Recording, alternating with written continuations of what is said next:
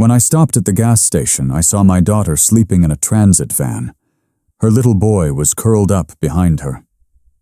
I tapped on the window and asked where the apartment was, where her newborn daughter was. She looked at me with empty eyes and whispered, "My husband and my mother-in-law changed the locks. They told me I have no rights over my own daughter. They threw us out on the street and kept my baby." I opened the van door. "Get out. Come with me," I said. She asked, "Where to?" And I answered to make them pay for what they did. And I know exactly how to do it. Before we begin, do not forget to like this video and subscribe to the channel. Listen to my story until the end, and let me know in the comments which city you are watching from. That way I can know how far my story has traveled. My name is Elijah Stovall, and I am 67 years old. People say that at my age, I should be sitting on my front porch waiting for my grandkids to come play. But the reality is that on that night, I was sitting on a bench by the gas station, holding a bag of blood pressure medication, feeling like my life was getting smaller every day. For a long time, my mind had been spinning around just one name, Maya Stovall, my only daughter. It had been nearly 5 years since I had seen her face. The last time we met, I exploded with anger because she insisted on marrying Marcus Thorne. I remember it perfectly. I shouted at her, "If you marry him, don't ever call me father again." Those words came out of my mouth without thinking. They were hot. Stupid words. Since then, Maya left. My wife passed away shortly after. I sold the house in the country and moved to the city where I rented a small place on the outskirts. A few years ago, Maya managed to contact me. By then, she was married and pregnant, and Marcus was having trouble coming up with the down payment for their condo. Even though my heart still ached, I couldn't bear to hear my daughter's trembling voice on the phone. I took out my retirement savings, the money from my late wife's inheritance, and transferred it all to Marcus's account so they would have a place to live. After that, Maya became hard to reach, as if she had deliberately cut off communication with me. But I managed to hear that she had given birth again. That night, after an appointment at the health center, I got off the bus at a small gas station.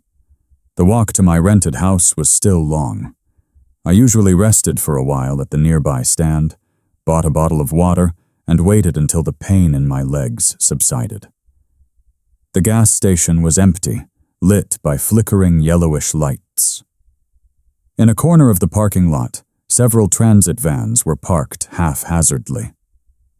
My eyes were already tired, but my gaze stopped on a dark green van in the corner. The interior light was dim. In the seat next to the window, a young woman was sleeping sitting up. Her head was tilted against the glass. Her hair was a mess, and a worn-out jacket wrapped around her body. In the back seat, there was a young boy, maybe 7 years old, sleeping curled up. My chest tie heightened immediately. The way that woman hugged her tattered bag was too tight. Like someone who is afraid of losing the only thing they have left, I'd stood up. My old legs protested, but I kept walking toward her. The closer I got, the clearer her face became, her nose, the line of her eyebrows, the shape of her chin. My heart was struck as if by lightning. It was Maya. I stopped by the van window. My breathing quickened. The gas station lights reflected off the dirty glass, but I was sure it was my daughter, the girl I once cursed with words I now wish I could cut out myself. Her body was thin. The cheeks that used to be full were now sunken. Her lips were chapped, and the jacket was far too thin for the cold. I swallowed hard. My throat was dry. I raised my hand and gently tapped on the glass. The woman blinked. Her eyes opened slowly, empty for a few seconds. Then they focused on me. In the back seat, the boy stirred, murmuring quietly. I saw those eyes clearly, the same eyes that looked at me with anger when I forbidden her to marry. "Maya, My voice came out soft and raspy. The woman squinted as if she couldn't believe it. Pops. Her voice broke between sleep and reality. I opened the van door, which wasn't locked. The smell of gasoline and sweat hit me. Up close, her condition was even worse, and the boy in the back seat had a face just like Maya's, just like mine. He was surely my grandson. I sat on the edge of the seat. Many questions pounded in my head, but one sentence came out first. Where's the condo I paid for? Where's the baby you just had? Don't you have 2 kids? Maya froze. Her eyes filled with tears, but they were like water in a broken glass. The boy woke up, looked at me for a moment, then lowered his head and hugged his knees. His gaze was empty, his movements slow, as if he were afraid of loud noises. Maya, I repeated more softly. Answer me, baby girl. She took a short breath, her lips trembling. My husband Marcus and my mother-in-law, Mrs. Beatrice. Her voice broke. They changed the locks on the condo. They told me I have no right to my own daughter. They kicked me and Malik out. They're holding my baby inside. I can't get back in, Pops. Those names pounded in my head.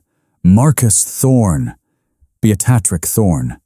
The people I once only sensed would hurt my daughter had now actually done it.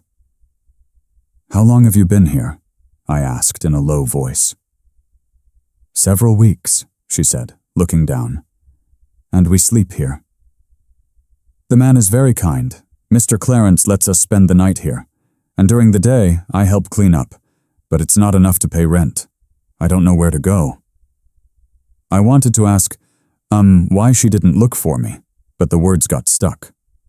How could I blame a daughter who was sitting shivering inside a van with a special needs child behind her while her baby was being held by a greedy husband and mother-in-law? I looked at Malik. What's wrong with him? Maya. Maya stroked her son's head. Malik has developmental delays. Pops, the doctor says he needs therapy. He's scared of loud noises. He's a special boy. That's why at their house they were ashamed of him. That last sentence made my chest burn. They were ashamed to have a grandson like Malik, while they themselves were the dirty ones. Something inside me hardened. I opened the van door wider. Get out, I said with a firm voice, just like before. Come with me. Maya looked at me confused and afraid. Where, Pops? I looked her straight in the eyes. For the first time in years, I felt clear. To make them pay, I replied in a low but sharp voice, and I know exactly how to do it. That night, my rented house felt small. Maya was sitting on the floor, leaning against the wall. Malik was sleeping on a thin mattress, hugging a worn-out doll from the van. I offered her a sweet tea. Drink first, I told her. Then tell me. I want to hear everything from the beginning. Maya held the glass with both hands. Since college, Pops, she said softly. I met Marcus on campus. He was kind, polite, seemed stable. He always drove me around. He bought me food. I thought, well, this is my destiny. Besides, back then we were fighting a lot about my future. I remember it well. Marcus Thorne had come to the house, brought bread, smiled a lot, but his eyes were always scanning the contents of the room. When I said I didn't like him, Maya fought back. Our fight ended with my most regrettable sentence. If she marries him, let her not consider me her father. When I got married, Pops didn't come. Maya's voice trembled. Only Mama came as a representative, sitting uncomfortably in front of the judge among Marcus's loud family. It hurt. I promised myself I would prove I could live without Pops, that I could be happy with Marcus. She took a breath. At the beginning of the marriage, everything was sweet. Marcus was attentive. Mrs. S. Beatrice seemed caring. But when I got pregnant with Malik, Everything started to change. Marcus would come home late often, get angry easily, Mrs.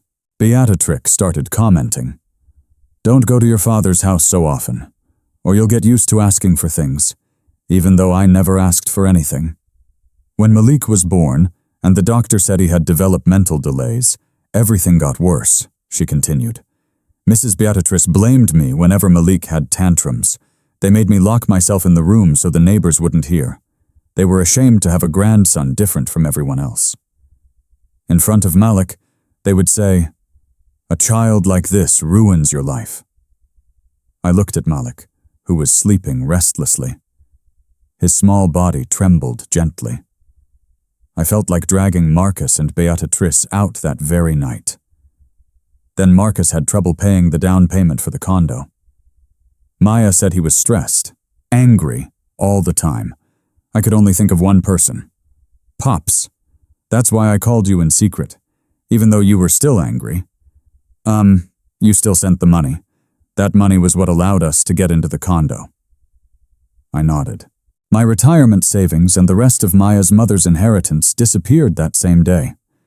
After that, she continued, so the condo was put in Marcus's name. I only said the money was from Pops.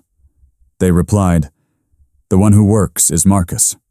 I was afraid to fight. I stayed quiet. Since then, Marcus forbade me from contacting you anymore.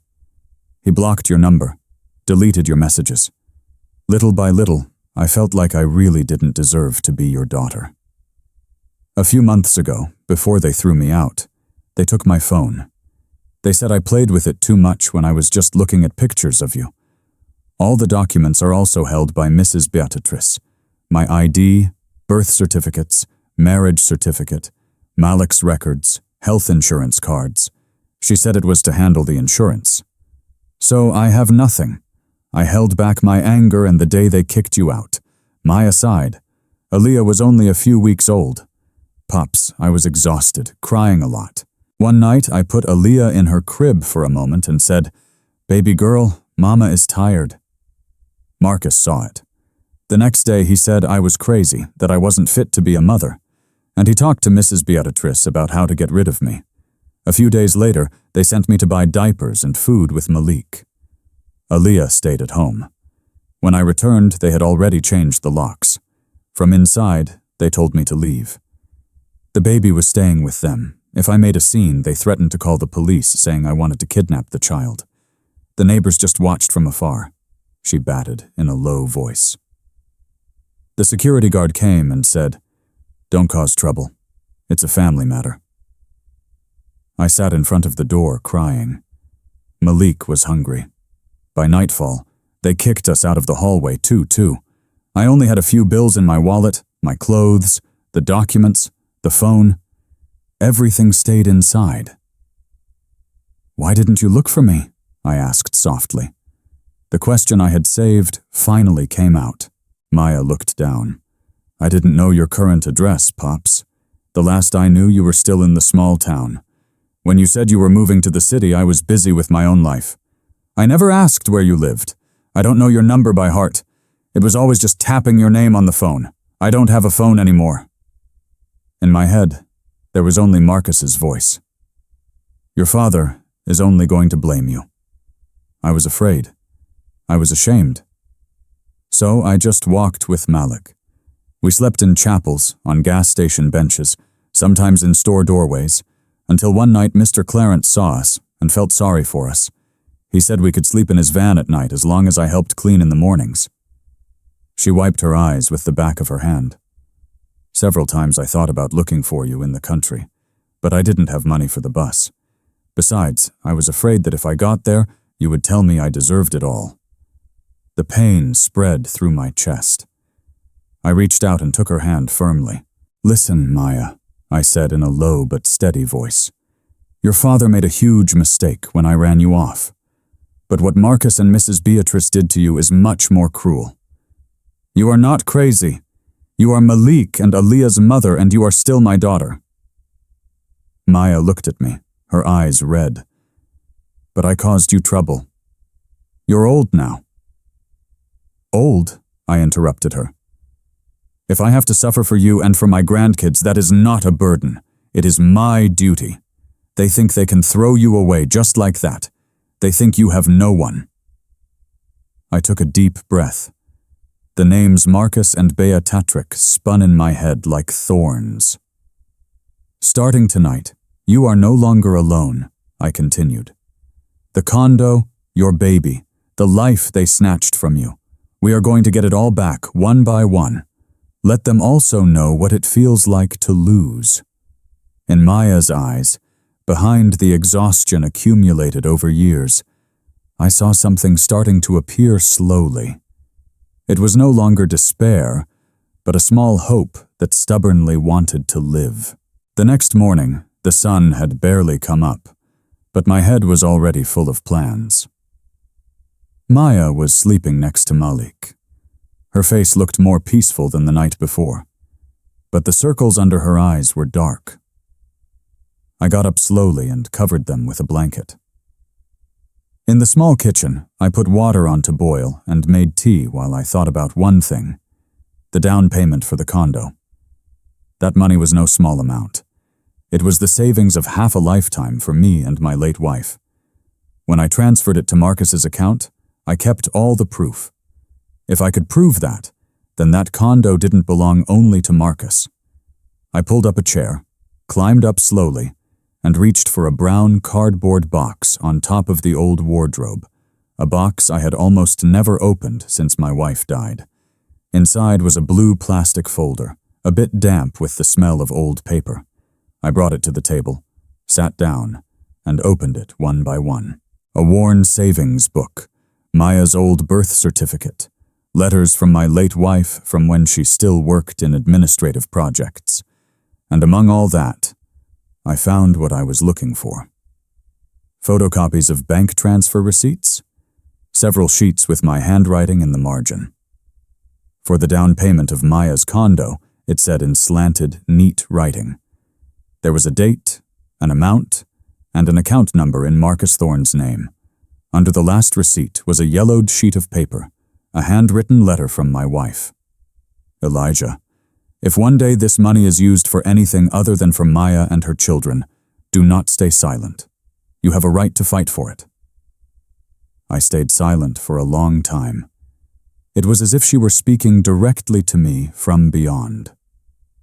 Little by little, I arranged those documents in a folder. My hands were shaking, not from age, but from anger mixed with determination. Marcus thinks he's the smartest one. He thinks because I'm old and alone, I'll just close my eyes. He's wrong. There was a noise on the floor. Maya came out of the room with messy hair and half-open eyes. "Pops, didn't you sleep?" "I've slept enough," I replied. "Come look at this for a moment." She approached. I handed her the transfer receipts and the letter. Maya read them. Her lips were trembling. "This is Mama's handwriting," she whispered. "Yes," I said before. "You never wanted to listen when I told you something about Marcus didn't sit right with me. Now look for yourself. That condo stands on your mother's sweat and mine. They think they can just throw you out." Maya bit her lip. "Pops. But the condo is in Marcus's name. He has the documents. The law looks at the papers. That's why we have to use papers too," I interrupted. "Not just cry in a transit van." Malik woke up, rubbed his eyes, crawled to Maya's lap, and looked at the blue folder on the table without understanding. Then he leaned his head on his mother's shoulder. I stroked his head. "Malik wants some bread." He nodded slightly. This boy might have trouble speaking, but he understands when he is treated with love. While I prepared a simple breakfast, my mind was already on the next step. I can't walk this path alone. I need someone who understands the law. The name that popped into my head was Xavier. Xavier was a co-worker of mine back on the construction projects. Later, he studied law at night and became a lawyer. When my wife got sick, Xavier often came to help with the hospital paperwork. In recent years, we hadn't contacted each other much, but I still had his number saved. After breakfast, I took my old phone. I searched for Xavier's number in a little notebook, not in the contacts. These old fingers pressed the numbers carefully. It rang several times. Then a deep, familiar voice answered. "Hello, Xavier. It's Elijah. Elijah Stovall, the one who worked with you on the sites." There was silence for a moment. Then the voice on the other end sounded surprised, but happy. "Mr. Stovall, Lord have mercy. It's been so long. Where are you now?" "In the city," I replied briefly. "Xavier, I need help. It's not for me. It's for Maya." I told him the main points. Not all the details, but enough for Xavier to keep a long silence. On the other end, I could hear a heavy sigh. "This is too much, Mr. Stovall." He finally said, "Legally, it's complicated, especially since the movements are in their hands. But it doesn't mean nothing can be done. There is a path. It just takes time, effort, and yes, some money." "I'll worry about the money," I said quickly. "The important thing is that you tell me first. Is there a chance Maya can get custody of her children? And if possible, that they don't get to keep that condo entirely?" "There's a chance," he replied, "especially if you have proof of the transfer to witnesses, and if it can be shown that there was negligence and psychological abuse. But you have to be prepared. They won't stay quiet. They could counterattack, smear Maya, use the mental health issue, all sorts of things." I looked at Maya, who was helping Malik eat bread. "We've been quiet for too long, Xavier. You see the result. If we have to fight now, then let's do it once and for all." On the other side of the phone, Xavier laughed briefly with bitterness. "All right, Mr. Stovall. I'll stop by your house this afternoon. We'll look at all the documents. We'll prepare the first step." After hanging up, Maya came over. "Pops, who is Xavier?"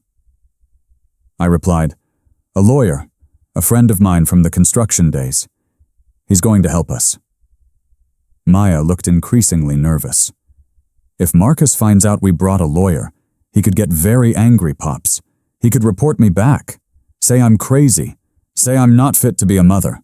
I'm afraid Malik and Aliyah will be taken by the government or something." I looked at her intently. "How long do you want to sleep in a van, Maya?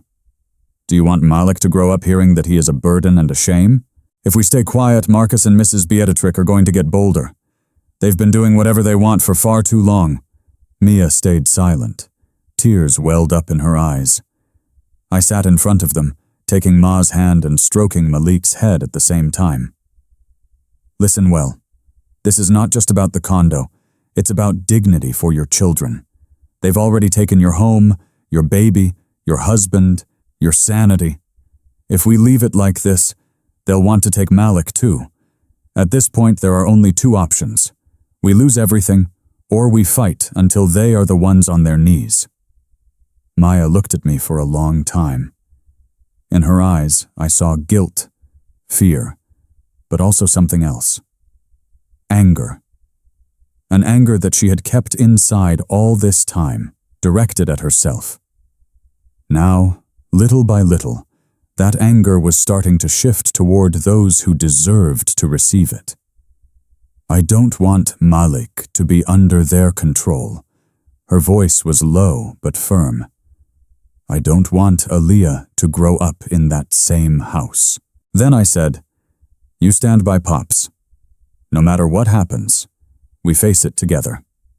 That afternoon, while we waited for Xavier to arrive, I organized the blue folder, preparing everything in my head. The first step was already clear. Go see Marcus and Mrs. Beatrick. Show them they aren't dealing with an old father who just gives up. The night at the gas station was over. Now it was their turn to look for a place to sleep in some dark corner, with the fear of losing just as they made Maya and Malik feel. In the afternoon, Xavier arrived wearing a wrinkled shirt and carrying a briefcase, but his face was firm. He was in his mid-40s with hair starting to gray at the temples. He shook my hand for a long time. "Mr. Stovall, you look the same." "Huh?" he said, trying to smile. "The only thing that changed is the wrinkles," I replied briefly. We laughed for a moment. Then the atmosphere turned serious again. On the table, I opened the blue folder. Xavier reviewed the transfer receipts and my wife's handwritten letter, all with care. From time to time, he nodded, his eyebrows furrowing. "This is strong, Mr. Stovall," he said. "It's not direct proof of ownership, but it's enough to show there was a large contribution on your part.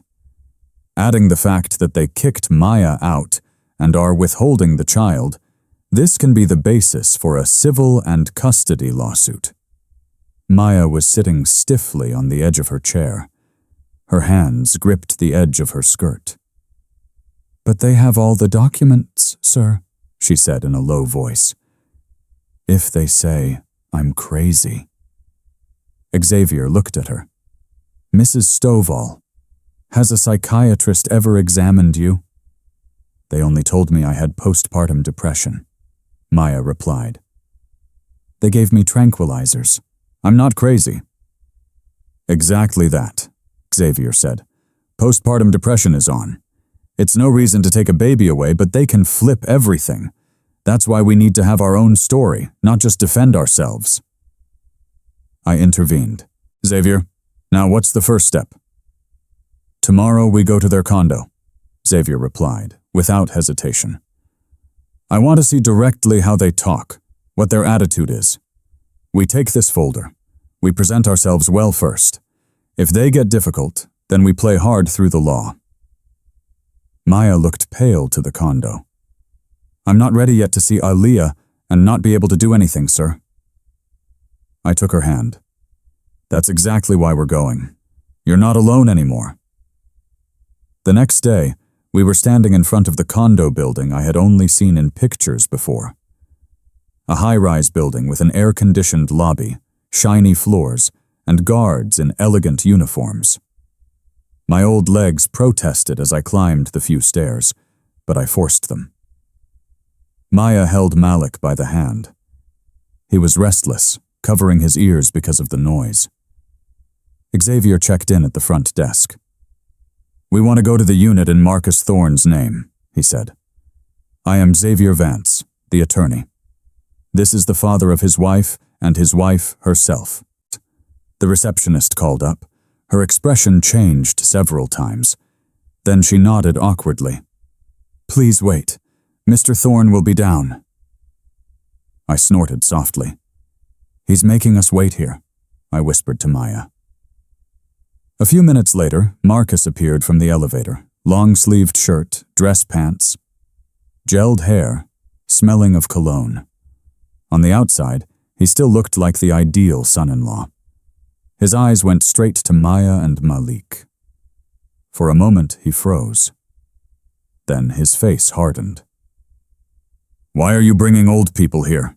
he said sharply. "And that boy," his look toward Malik was like looking at trash.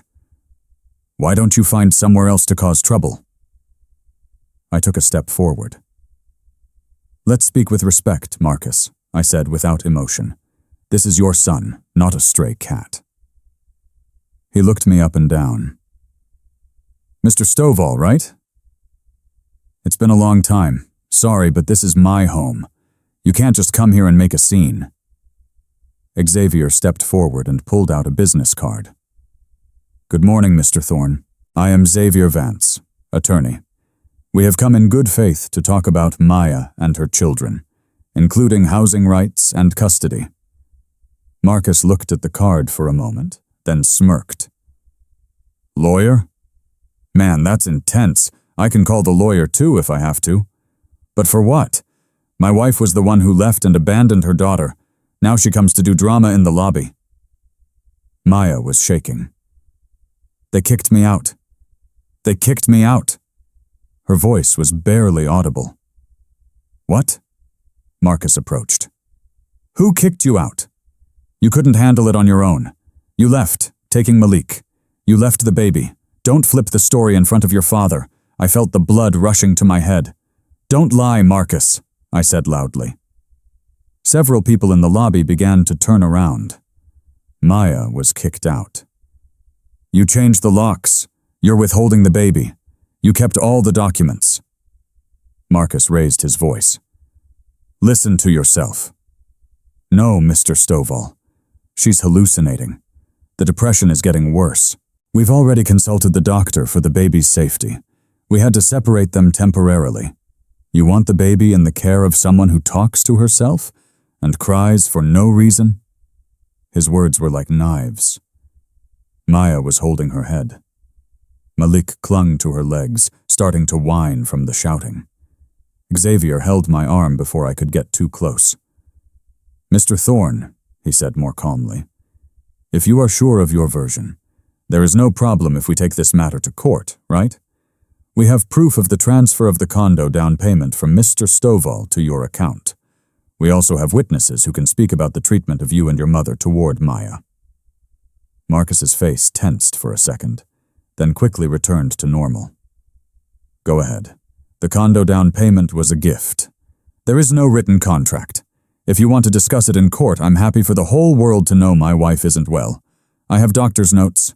The elevator chime sounded again. A woman with elegantly pinned hair and an expensive bag stepped out. Beatrice Thorne. She looked at us with raised eyebrows. What is this commotion? She asked. Then her eyes found Maya and Malik. Her lips curled, not in a smile, but in a sneer. Ah, you got tired of wandering around carrying that special boy. Now you come to complain. I almost lunged at her. Xavier squeezed my arm harder. Mrs. Thorne, be careful what you say, Xavier said, still polite. Your words can also serve as evidence. Beatrice laughed briefly. Go ahead. I'm not afraid. I just don't want my precious granddaughter Aaliyah living with a mother who isn't well and a grandfather who likes to look for fights. Look at yourselves. Are you worthy of living here? The guard approached with a confused face. Excuse me. Don't cause a scene in the lobby. If you have family matters, please take them inside. Marcus took advantage of the situation. See, this is bothering the other residents. Mr. Stovall or Maya, if you want to talk, do it through the lawyer. But I'm telling you now, I am not handing Aaliyah over to someone who can't even take care of herself. He took Beatrice's arm. Let's go, Mama. Let's not waste time. The two of them turned and walked toward the elevator without looking back once at Maya. Even though Maya called out quietly, Aaliyah, I just want to see her. The elevator closed. The small ding of the bell felt like a slap. Not long after, 2 police officers entered the lobby, called by the security staff Marcus had contacted earlier. They saw our group, then heard the partial explanation from the receptionist that a family was fighting over a spousal matter. In the end, they just said, Folks, if you have domestic issues, resolve them properly. Don't make a scene here. You're going to disturb people. Xavier tried to explain, but their looks were already tilted toward the side with the clean shirts and the fixed address. When we left the lobby, Maya was crying silently. Malik kept hitting his head, upset by the shouting and the pressure from before. I carried that boy as best as I could. I hugged him tight. On the way to the wing stop, my knees were weak. But inside my head, one thing became clearer. They are not just mean. They also have more power, status, documents, and pretty words in front of others. Pups, Maya sobbed, and we lost. I shook my head slowly. My breathing was still heavy. Not yet, I said. That was just the first round. They think we can only come and cry in the lobby. Have they not seen your father when he really gets angry? All the way back from the condo, my head was throbbing. Marcus and Beatrice's words kept spinning around. Mother who isn't well, special boy, worthy of living here. But behind the pain was something stronger, a refusal to give up. At home, Xavier took a long breath.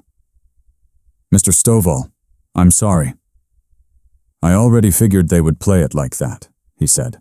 That's why we need to gather evidence and witnesses. Without that in court, they're going to look more presentable. What do we need? I asked. First, people who can tell about the treatment toward Maya and the children, he replied. Second, proof that they abused Maya's situation. Third, maybe there are financial records that show Marcus used money that should have been for the children. Maya was sitting quietly with swollen eyes. "Who is going to defend me?" she whispered. The neighbors at the condo believe them. "Not everyone," Xavier intervened. "There is always one or two people who see more clearly. We start with the place where Maya gave birth. There are surely nurses or staff there who know what Marcus and Mrs. Beatrice's attitude was like." I nodded. That made sense. "Then tomorrow we go to the clinic," I said. The next day, the three of us went to the maternity clinic where Aaliyah was born. The building wasn't large, but it was full of people. At the reception banquet, Mia introduced herself. "I gave birth here under the name Ma Staval. Does the nurse who attended to me still work here?" The woman at the desk looked up the data on the computer. Then she called out, "Tasha, come here for a moment." A young woman in a nurse's uniform approached. Her face was kind. She was in her late 20s. Seeing Maya, her eyes went wide. "Mrs. Stovall?" Her voice sounded surprised. "My goodness, really, how are you now?" Mia tried to smile. "Do you remember me, Tasha?" "Of course I do," she replied. "I was on duty the night you gave birth. But now how?" Tasha looked her up and down. Then she looked at Xavier and me. "We want to ask a favor," I said directly. "Can we talk in a quieter place?" We sat on a long bench near a small garden behind the clinic. Tasha listened as Maya told her what happened after leaving the clinic.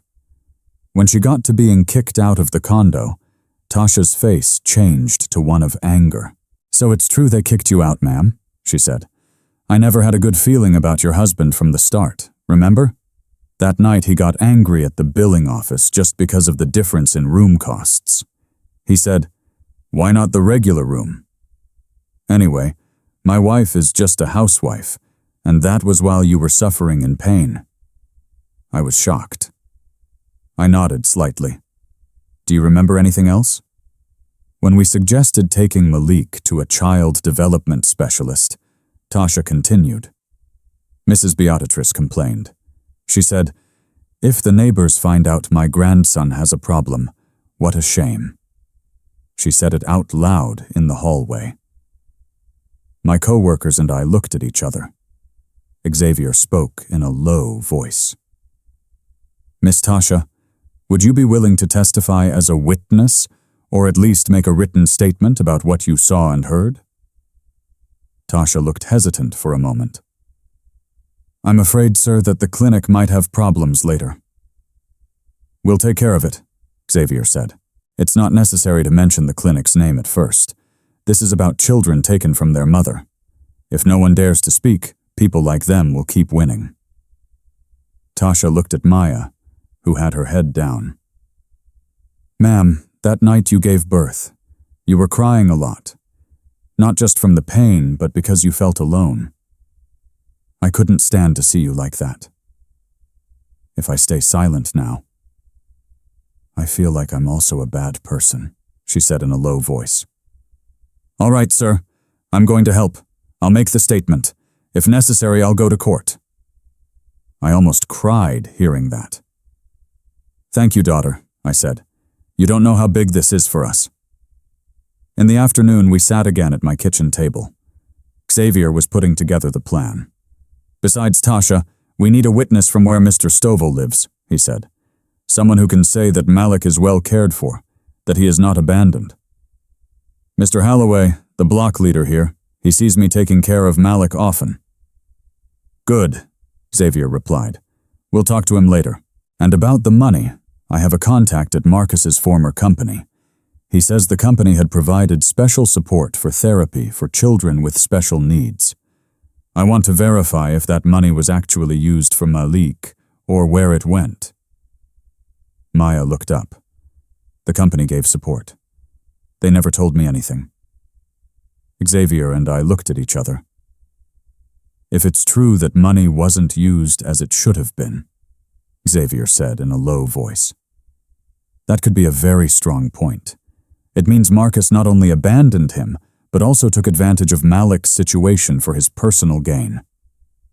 Maya held her head. So he wasn't just mean to me, but to his own son. Someone who sees his son as a burden won't hesitate to use him as an excuse to get money, I said briefly. Don't be surprised. We stayed silent for a moment. In the middle of the silence, I once again took out my late wife's handwritten letter. I read it aloud in front of them. Elijah, if one day this money is used for anything other than for Maya and her children, do not stay silent. You have a right to fight for it. My own voice sounded shaky. Your mother always knew the world isn't fair. I told Maya. She left me this responsibility. Before I failed to protect you from a bad decision, now I don't want to fail twice. Mia looked at both of us alternately. What if they attack me later with the postpartum depression argument? She asked softly. If the judge believes them, I could lose Aaliyah and Malik completely. That's why you have to prove that you want and can get proper treatment. Xavier said Tasha mentioned there's a free counseling program at the health center. We'll take it. Not because you're crazy, you see, but so that when the judges ask, we can answer clearly. I nodded. Tomorrow I'll take you to the health center. We'll ask for a referral. We'll follow the sessions they recommend. We'll use every legal means. Maya took a long breath like someone preparing to dive into cold water. All this time. I always ran away, she said in a low voice. I ran from Pops. I ran from problems. It turns out that no matter how far I run, the pain stays attached. If I have to face them in court now, then let it be once and for all. I looked at her intently. Are you sure? She nodded firmer this time. I don't want Malik to realize later when he grows up that his mother just stayed quiet while they humiliated him. I don't want Aaliyah to grow up without knowing that her mother fought. At that moment, I saw Maya not as the stubborn girl who left me for the wrong man, but as a wounded mother who wanted to stand up. That was the difference. Xavier slowly closed the blue folder. Good, he said. Then from today on, we don't just defend, we counterattack cleanly. Let them who like to play dirty eventually fall by their own filth. Several weeks after the meeting with Tasha, our lives felt pulled in two directions. On one hand, little by little, we were gathering strength. On the other, Marcus and Beatrice started to strike back. Every Tuesday, I took Maya to the health center for counseling. The doctor there, a middle-aged and calm woman, always spoke gently to Maya. Postpartum depression is not a shame. She told her, you need rest and support, not punishment. She neatly wrote out the record of therapy. We would use it later. Tasha sent her written statement, signed in front of Xavier, clearly mentioning how Marcus got angry about the cost, and how Mrs. Beatrice insulted Malik. I kept that document in the blue folder like it was gold. We also went to see Mr. Holloway in the living room of his small house. He listened to our story while nodding from time to time. I see Mr. Stovall here often taking care of Malik. He said, the boy is different, but I never saw him being hit or left hungry. If the mother has depression, well, it's normal after what she went through. But in my view, the two of them love the boy very much. If you need me, I'll testify. There was some hope growing. But it turns out that when we started to stand up, the enemy didn't stay still. One afternoon, I was hanging laundry in front of the house. Maya was inside feeding Malik. Suddenly, a white car stopped at the entrance of the alley. Two people got out. A young man with a thick folder and a woman wearing a vest that said Social Services /CPS, with two police officers standing behind them, their expressions neutral. Is this the home of Elijah Stovall? The woman asked. Yes, I replied. My heart already felt bad. What can I do for you? "We're from social services," she said. "We received a report that there is a child with special needs who is allegedly not being well cared for. We need to verify the child's condition and the environment." I immediately understood where that report came from. My teeth gritted. "Are you referring to Malik?" I asked. "Fine, come in." They entered. Maya was frightened to see that group. Malik immediately clung to his mother, covering his ears. Our housing was small but clean. There was nothing they could use as an excuse regarding dirt or smell. The woman looked around, noting something on a form. "Where is the boy, sir?" she asked. I called Malik in a low voice. "Come here, son. They just want to see you." Malik peeked from behind Maya with a tense face. When the man approached, Malik started shaking his head, murmuring nonsense, then hitting his ears. That was a sign he was stressed. "Look, ma'am," the man said in a low voice to his companion, but loud enough for us to hear. "There are signs of disorder. Cramped space. Mother with depression. Elderly grandfather." Maya reacted immediately. "I'm in therapy, sir," she said hurriedly. "I take my medications regularly. I love my son very much. Malik is just afraid of new people. That's all." The police officers were just standing at the door with their hands behind their backs as if waiting for orders. "Sir," the woman from social services said, trying to sound kind. "We might need to take Malik for a few days for observation just to make sure there is no negligence." I took a step forward. "You can't." My voice rose. "This boy is not fit to be separated from his mother. If you take him away suddenly, he could get even more stressed. If you want to observe, observe here. Procedure, sir." She said, "We aren't accusing you of anything, but there is a serious report. They say his mother is often hysterical, that she talks to herself, that she even once wanted to hurt the baby. We have to follow up." I was almost sure the name of the complainant in that folder was Marcus Thorne, or Beatrice Thorne, before I could explode. Another voice entered. "What is all this fuss?" Mr. Holloway appeared at the door, his shirt wrinkled and his breathing a bit heavy. "I'm the block leader here. If it's something about my neighbors, I need to know." The woman from social services explained briefly.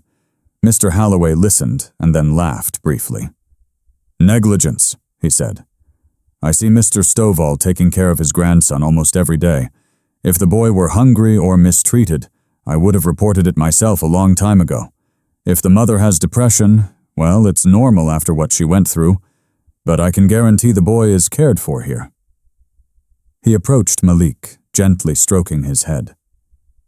"Malik's son, you want to stay here with Mama and Grandpa, right?" Malik didn't answer, but he hugged Maya's waist tighter. That was enough. The woman from social services looked a bit shaken. She sighed. "All right, sir," she finally said. "For now, Malik stays here, but we're going to register him, and maybe there will be another visit. Please cooperate." They left. The white car drove away at the end of the alley. The atmosphere of the house went silent. Maya slumped down. "Pops, they almost took Malik." Her voice broke. "I can't take this." I sat beside her. "That's why you see now they use every means. Slander, reports, whatever. They want to build the story that you are a danger to your children. If we stay quiet, Marcus and Mrs. Beatrice will get bolder." That night, after Malik fell asleep, I sat alone in the kitchen counting money. What was left in the savings book was little. A few days ago, I sold my wedding ring and my only gold watch. That money went toward paying the electricity, buying medicine, bus fare to the health center, and something for Xavier. I hadn't paid this month's rent in full either. I could feel our time was tight, not just in court, but in the wallet. Outside, the murmurs of the neighbors began to be heard. Some approached Mr. Holloway to ask, "Is it true?" He and Maya want to take a child away from a rich family because of the condo. Some defended us. Some just liked the gossip. The next day, Xavier arrived with news that wasn't good. Marcus has already filed a counterclaim. He said he is asking for full custody of Aaliyah and also asking the court to consider limiting Maya's rights over Malik if it's proven she is unstable. He attached a letter from the doctor that mentions postpartum emotional disorder. He's also using the social services report. Maya lifted her face. So he also wants to take Malik away. They won't necessarily approve it, Xavier said quickly. That's just a request, but it's clear they aren't playing around. I felt like I had been kicked in the stomach. We can't keep being attacked like this, I growled. We need something stronger than just testimonies. We decided that night to gather all the witnesses and evidence more orderly. Tasha was ready to come whenever needed. Mr. Holloway already had his statement ready. Xavier's contact at Marcus's former company gave news over the phone. There really were support funds for Marcus's son's therapy, but there is no proof they were used for therapy. Everything just appears as personal expenses. There is one more thing that occurred to me, Mr. Holloway said suddenly. At that moment, we were sitting on the porch of my house. Night was beginning to fall. When they kicked Maya out of the condo, there was a scene in the hallway right here on the block. There's someone who works as a guard in that building. He said that day the security camera recordings were reviewed by management, so on the building's server, the recordings might still be there. I turned quickly. Recordings? Yes, Mr. Holloway replied. I don't know if they still exist, but usually condos keep them for a long time for security. An image appeared in my head. Maya standing in front of the condo door crying, knocking, Marcus and Beatrice inside, perhaps captured by the camera. If we could get that recording of the moment they took Aaliyah from her, of the moment they kicked Maya out, that would no longer be just a testimony. I looked at Xavier. Our eyes shone the same way. Xavier, I said, my voice low but clear. If that recording still exists, that could flip everything. Xavier nodded. Tomorrow we go there, he said. As long as they haven't deleted it, that is our chance. For the first time after the social services visit, my chest felt a bit more relieved. They had already attacked us. They almost brought us down. Now maybe it was our turn to pull them into a place they couldn't escape. The truth, recorded on camera. The next morning, Maya, Xavier, and I were standing once again in front of Marcus's condo building. It felt like returning to the place where we were humiliated. But this time, we didn't come to cry in the lobby. At the front desk, Xavier spoke in a low but firm voice. We want to meet with the building management, he said, related to a formal request for security camera recordings from some time ago. The employee looked at us for a moment, then called someone. After a few minutes, we were shown into the building manager's office on the second floor. There, a man with glasses was waiting for us. I'm Anthony, the building manager, he said. Regarding the camera recordings, the time we normally keep them is 1 month. The incident you mention is past that, right? My heart sank. So you've already deleted them? I asked quickly. Not necessarily, he replied. For certain cases, we keep them longer on the central server because there was an internal audit. So it's very likely they still exist in our main management office, but we only release recordings if there is an official request from the authorities. Then we will request it through the court, Xavier said. But to build the case file, we need confirmation first. On the day Ma was kicked out of the condo, are there recordings of the hallway and lobby that are still saved? Anthony looked at his computer screen and typed something. Time passed slowly. Maya squeezed the edge of my shirt. My hands were cold. After a few minutes, Anthony sighed. According to the system, the file isn't here, he said, But I see a record that on that day the hallway and lobby recordings were backed up to the central server because there was an internal audit, so they are very likely still at our central management office. Can you help us request a copy? Xavier insisted. Anthony hesitated. I don't have direct authority. That's a matter I'm for the central office. But I can send an internal request email saying the recording is needed for a judicial process. At least that way when the judge officially requests it, we'll be ready. That was enough for me. But please, sir, this recording isn't just an image to us. It is my daughter's life. Anthony nodded. I understand, sir. Coincidentally, one of our staff, Daryl, was the one on duty that night. He says he saw a moment of the recording when there was a scene in the hallway. He remembers it. I'll send for him right now. A few minutes later, a guard in a neat uniform entered. I'm Daryl, sir, he said politely. I remember that night. This lady, he pointed at Maya, was sitting in front of the door holding a small boy who was crying. Mr. Thorne and his mother were inside shouting at her to leave. I asked them to speak properly, but Mrs. Beatrice said, "We leave her so she learns." The recording exists. I saw it for a moment. I almost choked on my own tears. The image of Maya in front of the door was no longer just imagination. There was someone else who had seen it. Young man, Daryl, would you be willing to testify later? Xavier asked. Daryl looked hesitant. I work here, sir. I'm afraid there might be trouble. Anthony intervened. If they call you officially from the court, you have to go, Daryl, he said. I, as the manager, will explain that you were just doing your job. Daryl nodded slowly. Then I'm ready, sir. On the way back, Xavier explained, the recording isn't in our hands yet, but at least we know it exists. In the lawsuit file, I'm going to ask the court to order the condo management to hand over the recording. If the judge agrees, they have to obey. Maya looked out the window of the bus. Her face was a mix of emotions. If they play that recording in the trial, she said in a low voice, everyone will see they kicked me out. Everyone will see I didn't abandon Aaliyah. Exactly that, I replied. All this time, the story was only Marcus's version. Now it's time for the world to hear our version.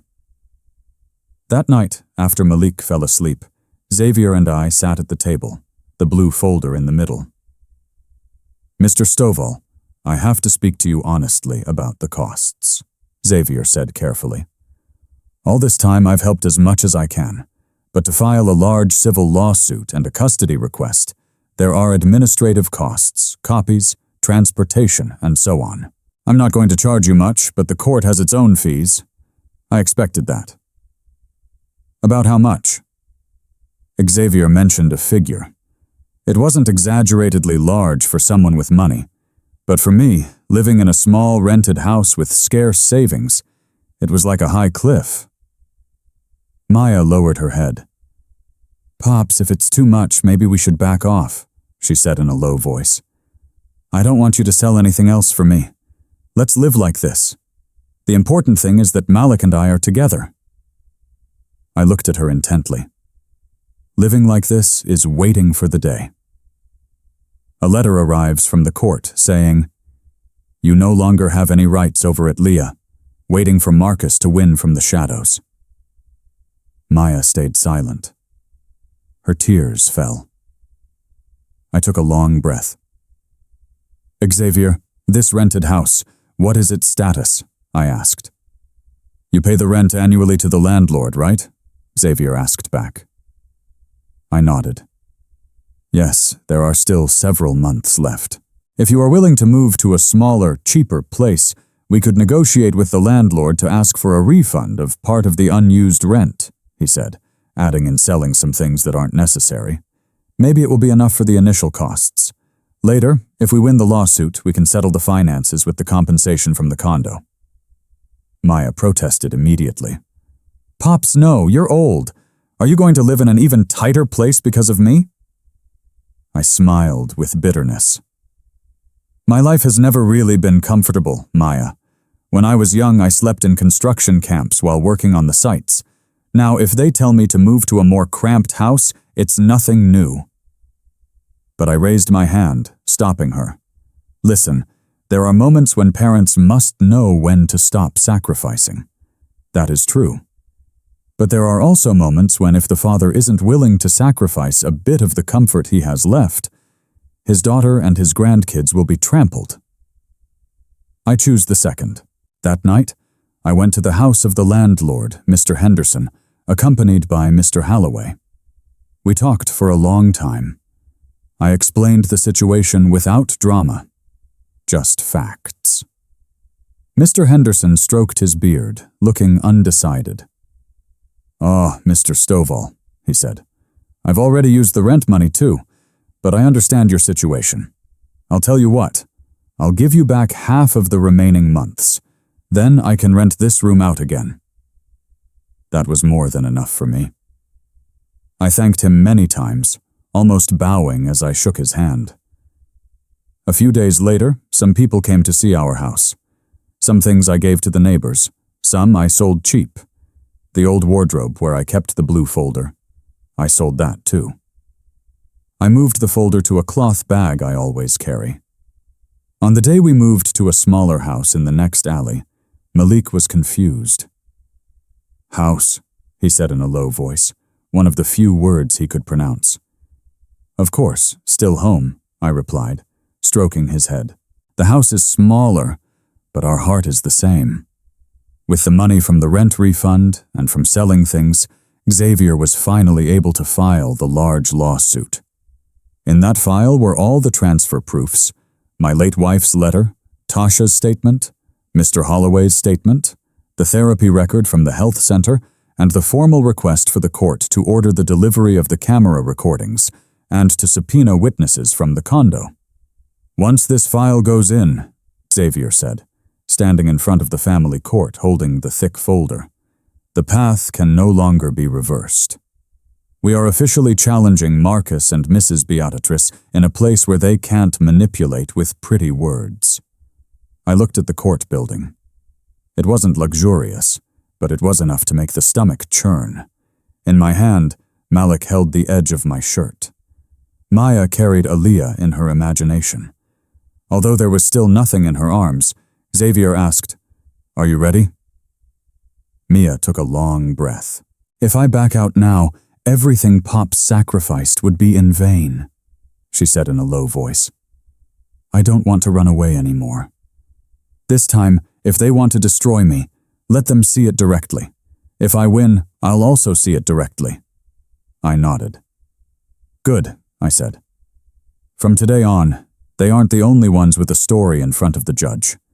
We have one too." Xavier entered first, handing over the file at the window.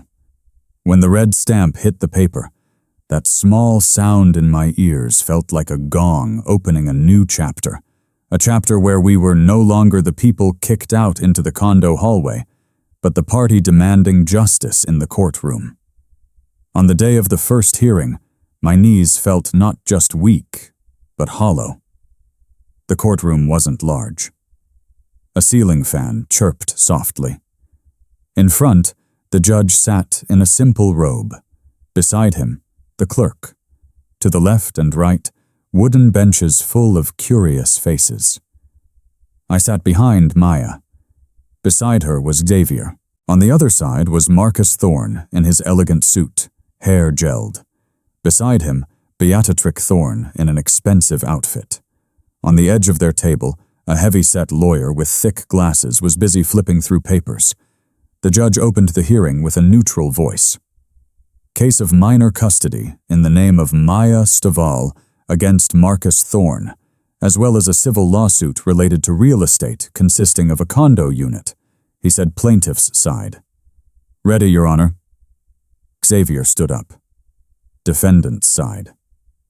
"Ready, Your Honor," Marcus's lawyer replied. At the beginning, the judge allowed each lawyer to read the main points. Marcus's lawyer stood first. "Your Honor," his voice was loud. "My client is a responsible husband.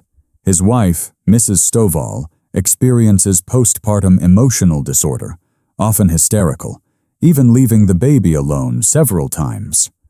For the safety of the minor, my client's family took measures to separate them temporarily. However, Mrs. Stovall fled, taking the first child who has special needs without preparation, living in an inadequate manner. Now they come to claim the condo and the second daughter. The air in my chest felt heavy. The lawyer held up a sheet of paper. We attach a letter from the doctor mentioning the existence of emotional disorder, as well as the report from social services that already visited the home of Elijah Stovall, father of the plaintiff. The judge noted that from the plaintiff's side. Xavier stood up. Your Honor, what has just been presented is only one side, he said calmly. We are going to prove that what they call separation from the baby was a snatching, that the plaintiff was kicked out of her home along with her first child, and that the condo claimed as entirely the defendant's property actually stands on money from the plaintiff's parents. The judge nodded. Good. Let's start with the witnesses and written evidence of the defendant's side. First, Marcus's lawyer called the psychiatrist who had previously examined Mia. The doctor explained that Mia had come with complaints of excessive sadness, difficulty sleeping, and crying without reason. I diagnosed postpartum depression, he said. I gave her tranquilizers. I never said the patient was dangerous. She only needed support. The lawyer tried to press him, but it could be that if not controlled, she would become a danger to the children. Right, doctor? The doctor sighed. If the family supports her, no. If they instead judge and pressure her, it could get worse. But I never suggested separating the baby from her mother in a brusque manner. The judge noted that sentence. Then the woman from social services testified. She told of her visit to my house, saw Malik restless. The house small. But when Xavier questioned her back, did you see signs of physical violence? Did the child look hungry or dirty? She replied, no, the house was clean. The child seemed to be being cared for. We were only on alert because of the report we received. Whose report was it? Xavier asked. From the family of the child's father, she replied. The judge looked toward Marcus. Good, he said. Now, witnesses for the plaintiff. Xavier called Tasha first. Tasha looked nervous, but her voice was firm. I am a nurse, and I accompanied Mrs. Stovall when she gave birth, she said. That night, Mr. Thorne got angry at the billing office because of the cost of the room. He said his wife didn't deserve a good room. His mother, Mrs. Beatrice, said the first child was special and that she didn't want the neighbors to know. She said it was a shame to have a grandson different from everyone else. In front of Malik, they would say, a child like this ruins your life.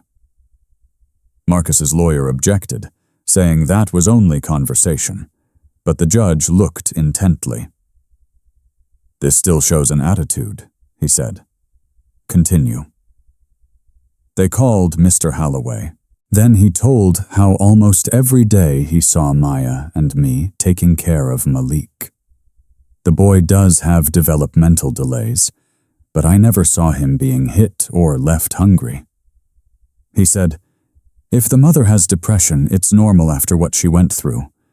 But in my view, the two of them love the boy very much. Xavier then presented the transfer proofs. The yellowing receipts were read. The judge read the handwritten letter from my late wife. I almost cried. My own voice sounded shaky in my heart.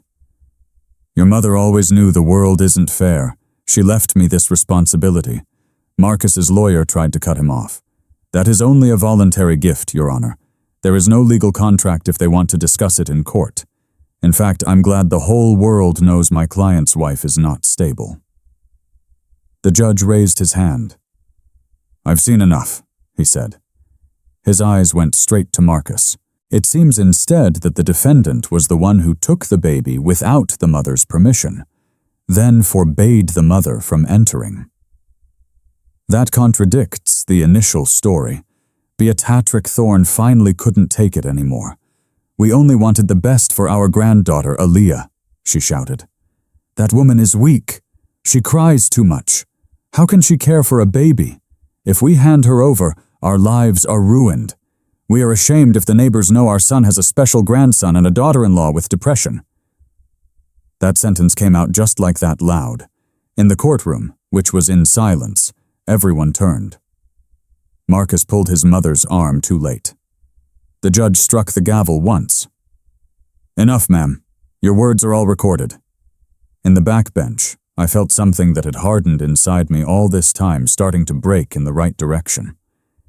Xavier looked at me for a moment. His eyes said, "Here it is." After a brief recess, the judge returned and read the provisional resolution. His voice was calm, but every word was like a stone falling on Marcus's side.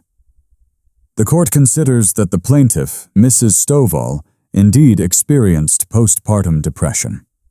However, she has shown goodwill by undergoing treatment. No proof was found that she abandoned the minor. On the contrary, there is convincing proof that the defendant and his mother snatched the baby and kicked the plaintiff out of the house along with the first child who has special needs." I squeezed the cloth bag tightly. "Therefore," the judge continued, "the court resolves that the provisional custody of the first child, Malik Stovall Thorne, remains with his mother, Maya Stovall, with the accompaniment of her grandfather, Elijah Stovall. For the second daughter, Aaliyah, the court orders that within a maximum period of 7 business days, the defendant deliver the minor to her mother with visitation arrangements for the father at a later date." Maya covered her mouth. Tears fell in torrents. I hugged her by the shoulders. Furthermore, the judge's voice was heard again. "Regarding the condo, the court considers that there was a significant contribution from the plaintiff's parents.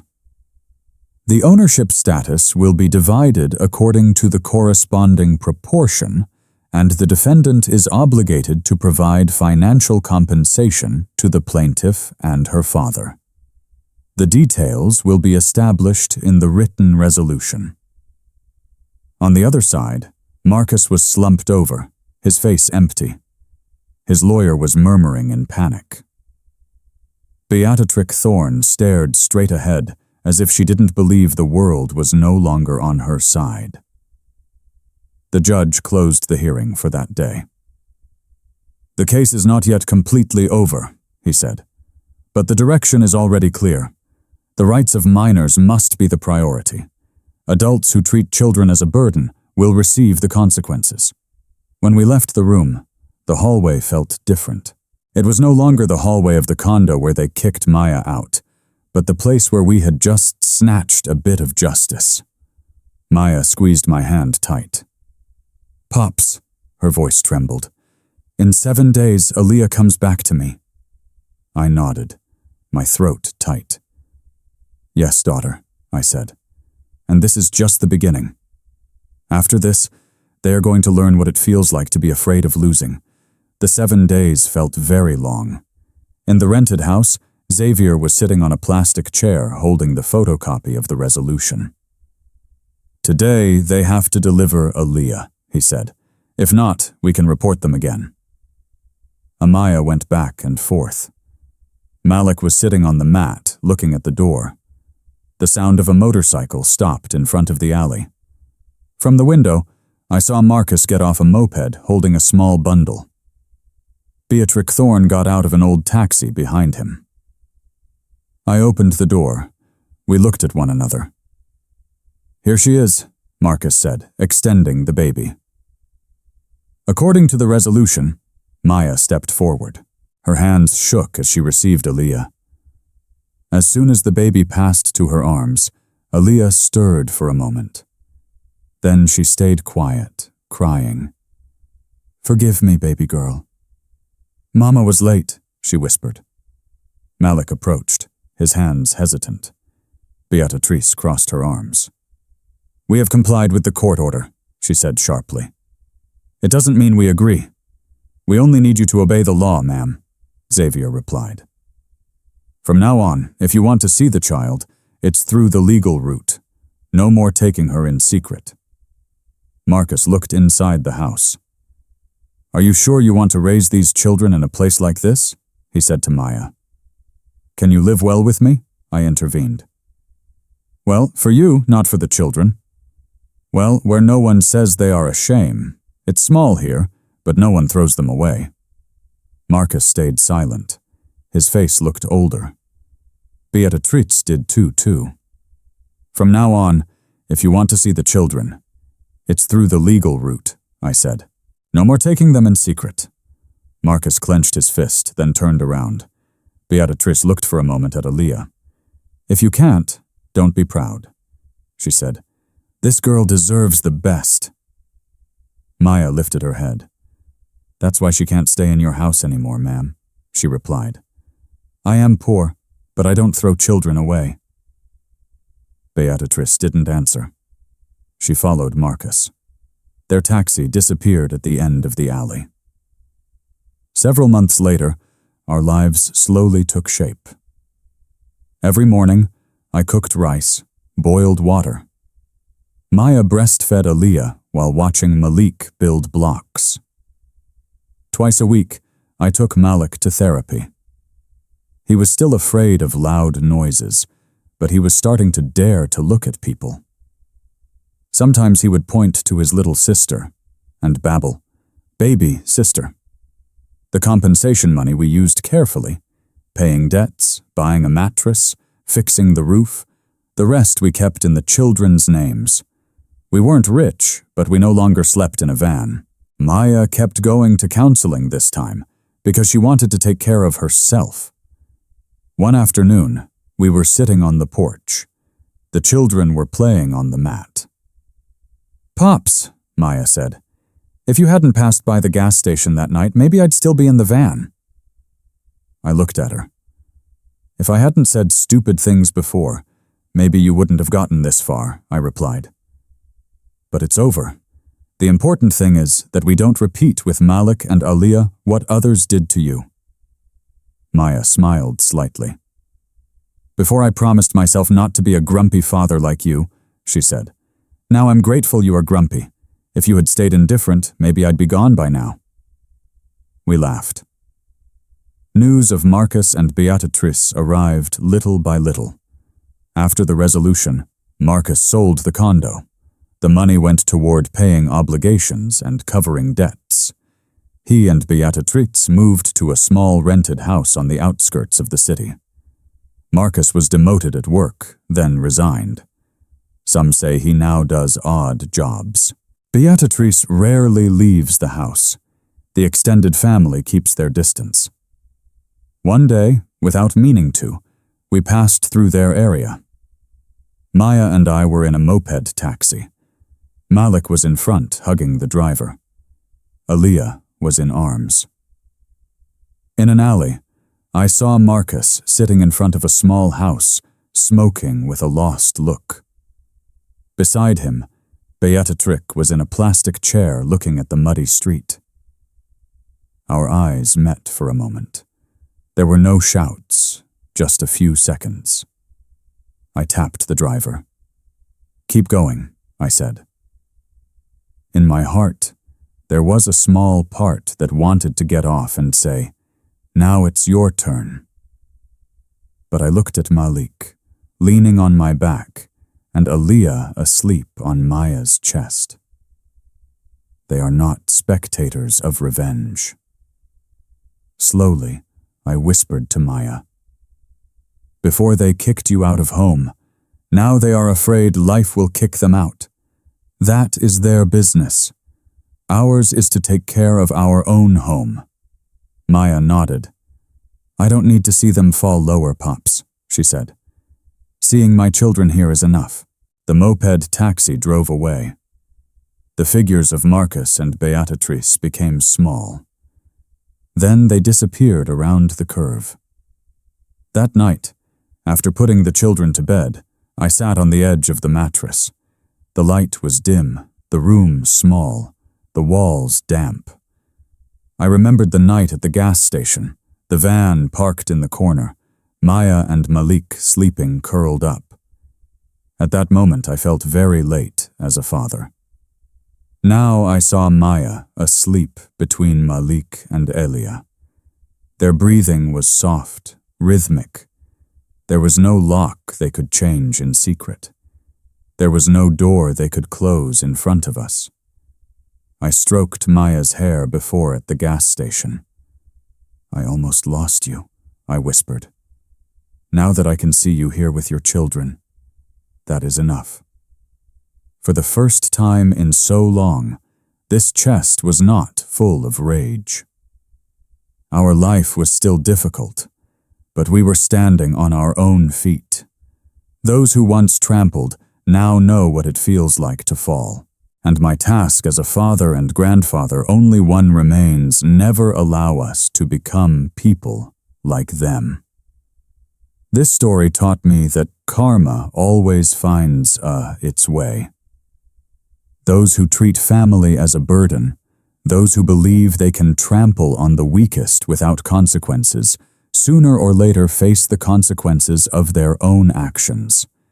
And those who fight with love and dignity, even if the path is difficult, find the way to stand up.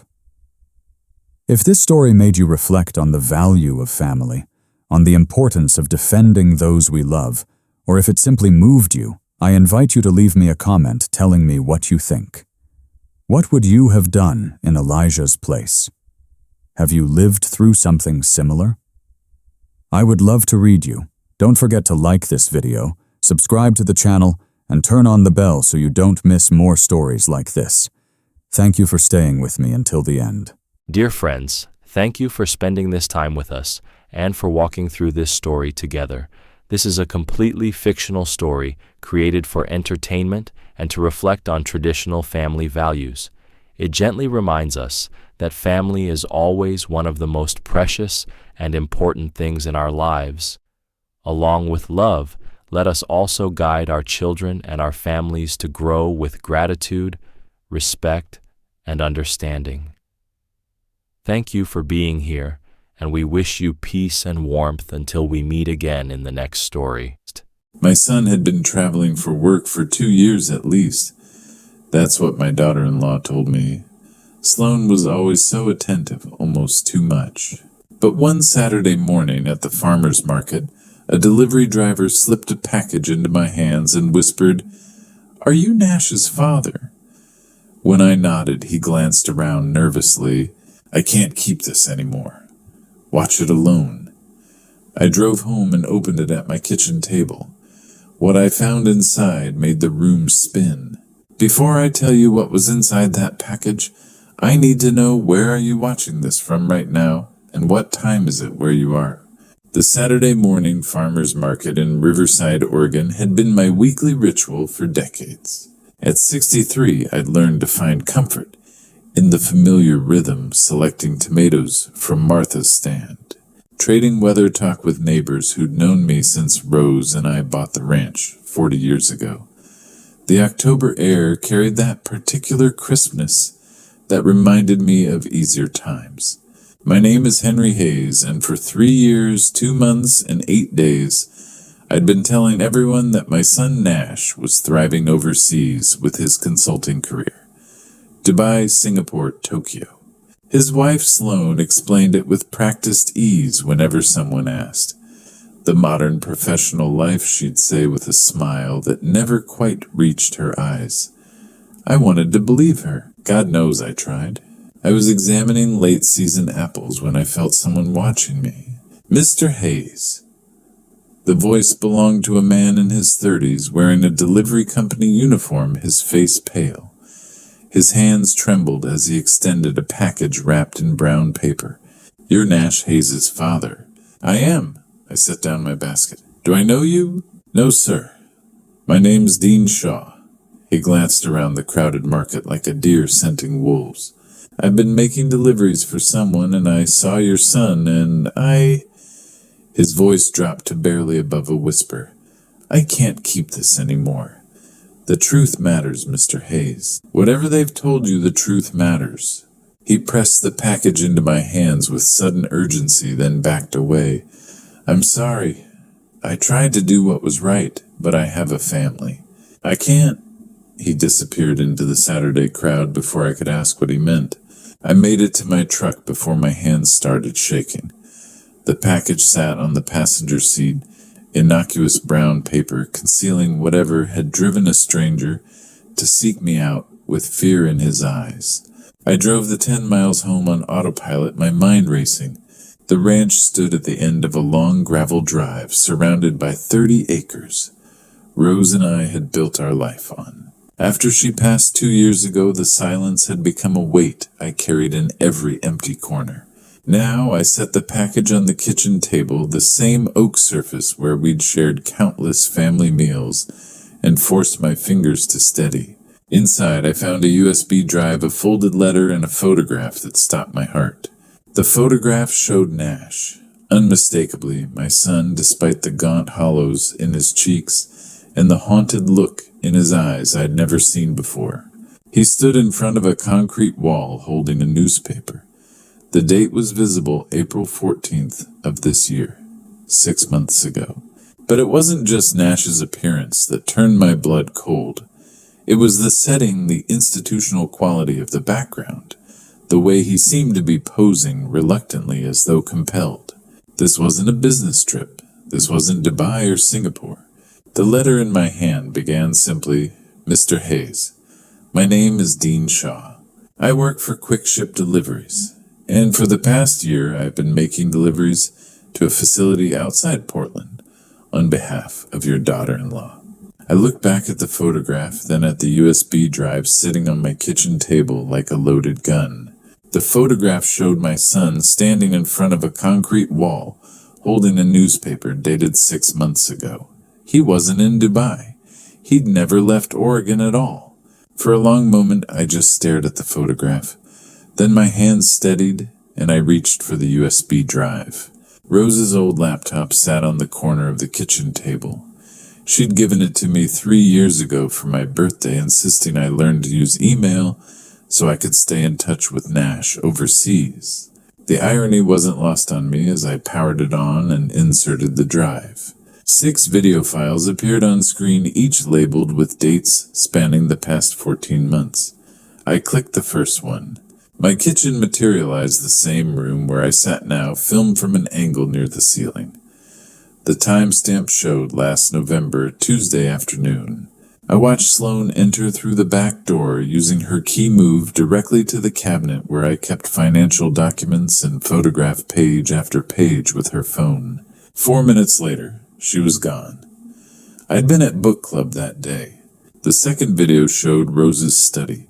Sloane rifling through files my wife had meticulously organized, photographing tax returns and property deeds. The third caught her in the basement, searching storage boxes I hadn't opened since Rose passed. Each video revealed the same methodical pattern, Sloane moving through my home like a professional, systematically documenting anything related to the ranch or our assets. My initial shock hardened into something colder. I set the videos aside and unfolded Dean Shaw's letter fully. His handwriting was cramped, urgent. Mr. Hayes, I work for Quick Ship Deliveries. For the past year, I've been making deliveries to a facility outside Portland for your daughter-in-law. Good money, no questions asked. 3 weeks ago, I saw your son through a window during a delivery run.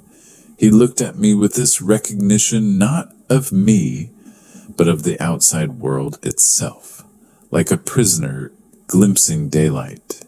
Dean described how he'd started asking questions, following up with contacts, piecing together what was really happening. Nash wasn't traveling. He'd been institutionalized the entire time. I have a family. I've been warned about interference. But your son needs help I can't give. Someone has to know. The letter ended there, unsigned beyond the typed name. I opened the final file on the USB drive. A medical report, clinical and precise. Patient Nash James Hayes. Facility, Cedarbrook Care Center, 2847 Riverside Drive, Portland. Diagnosis, severe traumatic brain injury, cognitive impairment, requiring ongoing supervision. Legal guardian, Sloan Calloway. Visiting restrictions, guardian approval required. The admission date stopped me cold 3 years, 2 months, 9 days ago. One day after Nash had supposedly left for his first assignment in Dubai. Sloan had taken legal guardianship while I'd been telling neighbors my son was building his career overseas. She'd locked him away in a facility less than an hour from my ranch, close enough that I could have driven there any Saturday after the farmer's market. And for 3 years she'd been systematically searching my home, photographing documents, looking for something. But what? I sat in the darkening kitchen, Rose's laptop glowing before me, and understood the scope of the deception. My son wasn't abroad. He'd been imprisoned, his life stolen, while his wife maintained the perfect lie and hunted through my house for whatever would complete her plan. Tomorrow I'd see Sloan when she dropped off the kids. Tomorrow I'd have to look her in the eye and pretend I knew nothing. My hands no longer trembled. The fear had burned away, leaving only cold, clear purpose. The next morning my phone buzzed. Sloan, can you watch Ivy and Knox today? Something came up. I replied with steady fingers. Of course. Happy to have them. Within the hour my grandchildren tumbled through the door. Knox, 6 years old, launched himself at my legs, clutching the old toy truck that had once been Nash's. Ivy hung back 8, and already too perceptive, studying my face with dark eyes she'd inherited from her father. Who wants to make cookies? I led them into the kitchen where Rose had taught Nash to bake. We mixed flour and sugar. Knox chattered non-stop, but Ivy remained quiet, measuring ingredients with careful precision. Grandpa, her voice was barely above a whisper. When is Daddy coming home? The wooden spoon stilled in my hand. I thought of the photograph, Nash's gaunt face, those haunted eyes. 3 years stolen while I'd believed Sloan's lies. Your daddy loves you very much, sweetheart. No matter where he is, that never changes. Mommy says he's too busy to call. Knox's enthusiasm dimmed. Did Daddy forget us? I knelt down, pulling them both close. Never. Your father would never forget you. I promise. Ivy's eyes searched mine. You promise?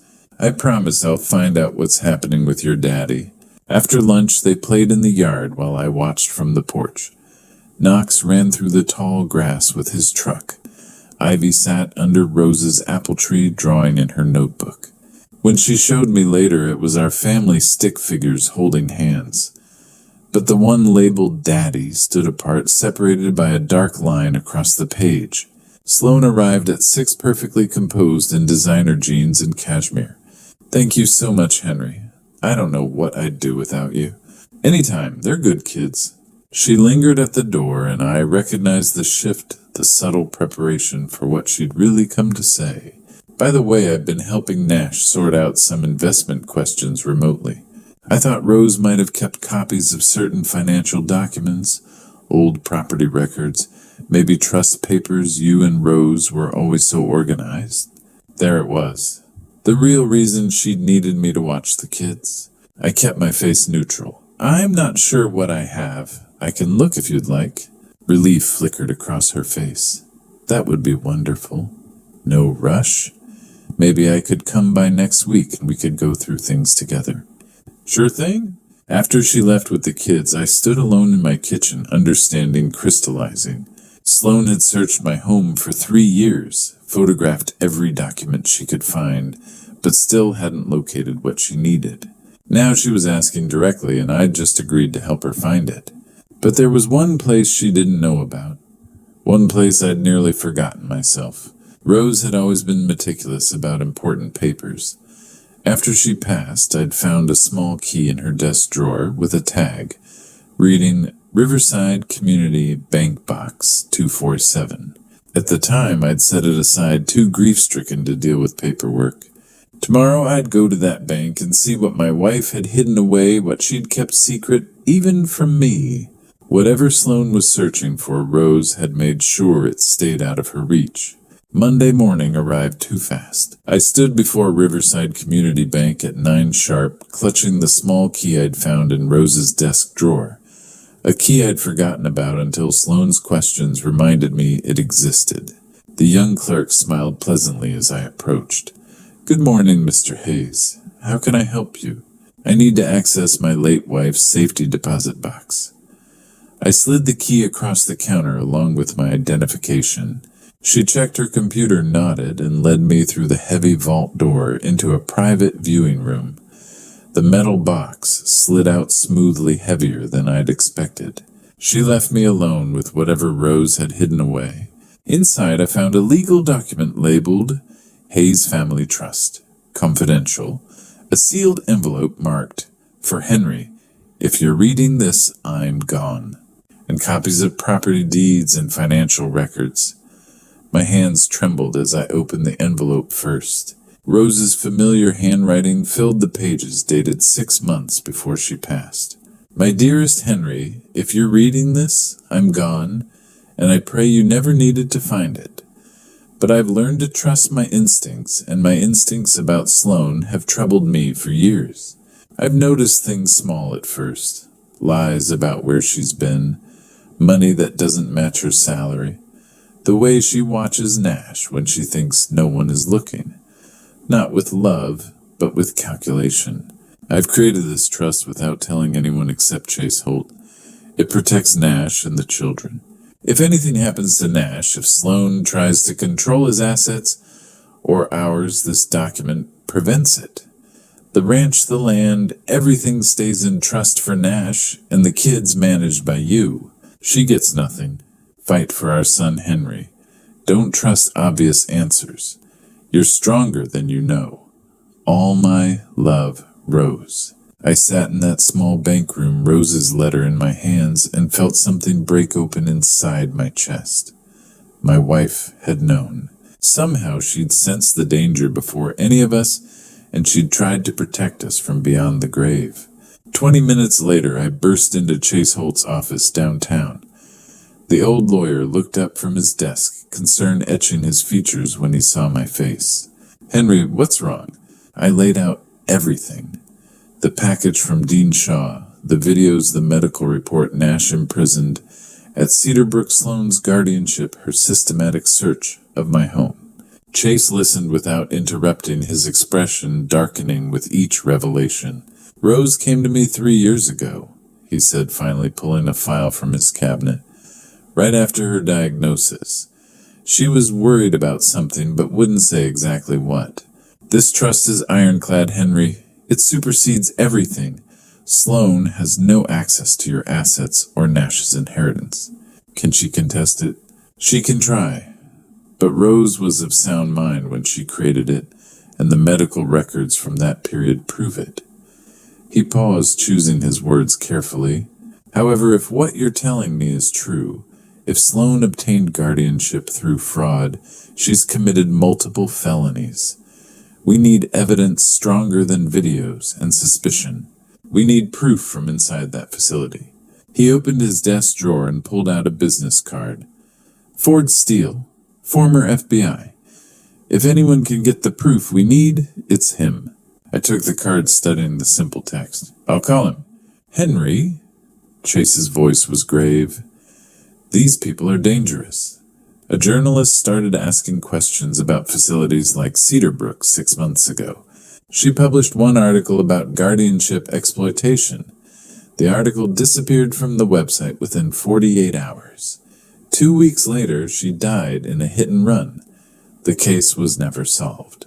Chase handed me the business card, Ford Steele Private Investigations. "If anyone can get the proof we need, it's him. But Henry, these people are dangerous.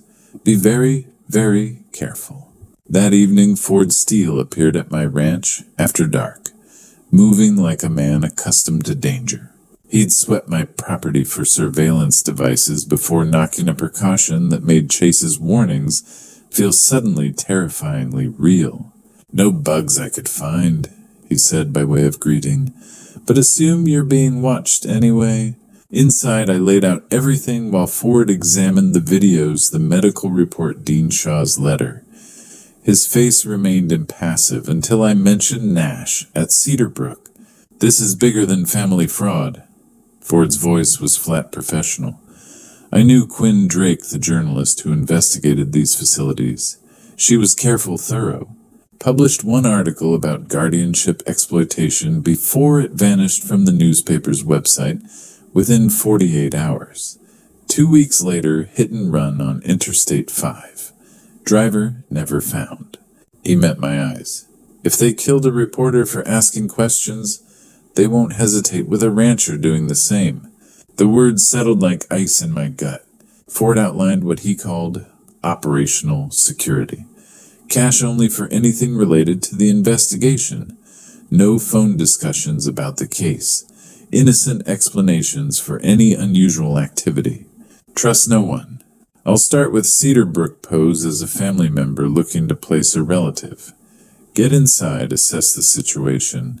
But this takes time, and if they're watching you, we need to be smart about every move. After he left, I sat in the darkness of my kitchen, understanding for the first time that I wasn't just fighting Sloan. I was fighting something much larger, much more ruthless. The next morning, my phone buzzed. Unknown number, stop asking questions about Nash Hayes. This is your only warning. I forwarded it to Ford without responding. That afternoon, Sloan showed up unannounced, perfectly composed in a tailored blazer. I was in the area, found some forms, just medical record authorization for Nash's care coordination. Could you sign here? I took the papers but didn't open them. I'll have Chase review these first. Her smile tightened. Your lawyer, Henry, it's just standard paperwork. I don't sign anything without legal review. That's just common sense. Something flickered across her face. Calculation, maybe anger before the mask returned. Of course. Take your time. After she left, I called Chase. He asked me to scan the form and send it over. 20 minutes later, he called back. Don't sign that. It would give her lawyers access to all your medical records, including psychiatric evaluations. They could cherry-pick anything to support an incompetency claim. She's building a case against me. I'm afraid it's worse than that. Wednesday morning at 9:15, a courier delivered an official document. Petition for competency evaluation. Sloan Calloway requests the court determine Henry Hayes is unable to manage his own affairs due to increasing forgetfulness, missed appointments, paranoid accusations against family members, and confusion about dates and events. Attached statements from Dr. Sage Cross, noting I'd seemed distracted during recent appointments. Grief over Rose twisted into evidence of decline. The hearing was scheduled for 3 weeks from today. If she won, Sloan would control everything: my ranch, my finances, my freedom to fight for Nash. She'd make me exactly what she'd made my son, a prisoner of her guardianship, while she dismantled our lives. I called Chase immediately. She's trying to do to me what she did to Nash. His voice was grim when he answered. She's moving faster than I expected, Henry. This is aggressive. We need evidence, solid, irrefutable proof that Nash's guardianship was fraudulent, and we need it within 3 weeks. The hearing was scheduled for 3 weeks from today. Chase's voice crackled through the phone. She's escalating because she's worried. We need evidence, Henry, solid, irrefutable proof, and we need it fast. The days had blurred into a haze of preparation and dread. Then 10 days before the hearing, Ford called at dawn. Yeah, I found someone inside, he said without preamble. She's willing to talk. By 6 that morning, a woman in her early 30s stood in my kitchen. Dark circles under her eyes and a USB drive clutched in her hand. Page North. She'd worked at Cedarbrook for 4 years as a registered nurse, until 2 weeks ago when her conscience finally won. I can't testify, she said immediately, her voice tight. I have a daughter. I saw what happened to that reporter who asked questions, but I made copies before I left. She slid the drive across the table like it burned her fingers. Behind her, Ford stood silent, watching the windows. Nash Hayes is listed as severe traumatic brain injury with diminished capacity, Page said. But his chart notes don't match that diagnosis. His cognitive assessments show normal function. His vitals are stable. He communicates clearly with staff when we're allowed to interact with him, which isn't often. My hands shook as I picked up the drive. Why the restrictions? Dr. Flynn West signs off on everything Sloan requests. Minimal contact, no outside calls, limited recreation time. The billing goes through at $18,500 a month, but the actual care level, she shook her head, maybe $5,000. The rest disappears into administrative fees and services Nash never receives. She pulled out printed emails. I recognized Sloan's name in the header, Dr. West's, in the reply. We need to maintain necessary restrictions given the guardianship circumstances. Family contact remains inadvisable at this time. There are dozens of cases like Nash at Cedarbrook, Page said quietly. People who could go home. People whose families don't even know they're there. It's a system, Mr. Hayes. And your son got caught in it. Ford walked her out. When he returned, he handed me a second set of documents, photos he'd taken during a midnight reconnaissance of Cedarbrook's exterior floor plan shift schedules. Sloan's hosting a video call tonight, he said. 6 o'clock. You, Nash, and the grandkids. She thinks it'll make her look good for the competency, hearing the devoted daughter-in-law keeping the family connected. But we're going to watch your son very carefully. That evening, Sloan's living room felt like a stage. Ivy and Knox sat beside me on the couch, scrubbed and nervous. The laptop screen flickered, and then Nash appeared. He looked thinner than in Dean's photograph, tired, but his eyes were clear. Hi, Dad, he said, his voice rough but steady. Ivy and Knox erupted in excited chatter. Nash smiled at them, asked about school, about the ranch. Every response was lucid, appropriate, present. Then his gaze locked on mine, and I saw it, the deliberate blink, the slight tap of his fingers against his chest, the micro-expression that said, I'm here. I'm aware. I need you to see me. Sloan hovered at the edge of frame monitoring. Nash kept talking to the kids, kept his voice light, but his eyes never left mine. When the call ended, I sat in the silence of Sloan's house and understood my son wasn't sick. He was trapped. Sunday night, Chase called with the news. Dean Shaw dead. Single vehicle accident on Highway 26 3 days after delivering a mysterious package. The police called it driver fatigue. I knew better. The hearing was now 9 days away. We had our evidence. But I also knew the cost of speaking the truth and how far someone would go to bury it. The morning of the hearing arrived cold and gray. I drove to Portland alone, leaving the ranch before sunrise, the weight of Rose's trust document and Dean Shaw's sacrifice pressing against my chest. Multnomah County Courthouse rose from the downtown blocks like a monument to judgment. Inside the wood-paneled courtroom felt designed to intimidate, high ceilings, fluorescent lights that washed everything pale, the judge's bench elevated like an altar. Sloan sat across the aisle with 3 lawyers flanking her. Blair Storm, her lead counsel, looked expensive and sharp in a charcoal suit. Sloan herself wore navy blue and an expression of concerned worry, the devoted daughter-in-law forced to make difficult decisions. I wanted to be sick. At 9 o'clock exactly, we rose for Judge Grace Mills. She was in her early 60s, gray hair, pulled back eyes that missed nothing. Her reputation preceded her fair but intolerant of games. Blair Storm opened with practiced sympathy. Your Honor, we're here because of serious concerns regarding Henry Hayes' declining mental competency. Over recent months, Mr. Hayes has exhibited forgetfulness, missed medical appointments, and made paranoid accusations against his daughter-in-law. He claims his son, who receives necessary care for traumatic brain injury, is being held captive. He alleges his loving daughter-in-law has broken into his home. These are not the actions of someone capable of managing a 30-acre ranch and substantial assets. She presented doctor's notes, incident reports. I listened as every truth I discovered got twisted into evidence of delusion. Each word felt like a knife. Chase stood. Your Honor, Mr. Hayes isn't incompetent.